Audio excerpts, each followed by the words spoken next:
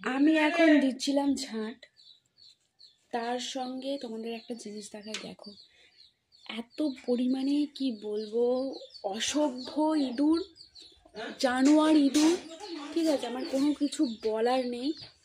দেখো কি অবস্থাটাই করেছে। এখানে আমার যাবতীয় বইপত্র সব রাখা হয়, এটাকে খেয়েছে।